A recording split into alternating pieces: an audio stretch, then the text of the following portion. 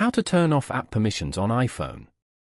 To get started, first of all go ahead and open up the Settings application on your phone. Once you're here, scroll down to the end and tap on Apps.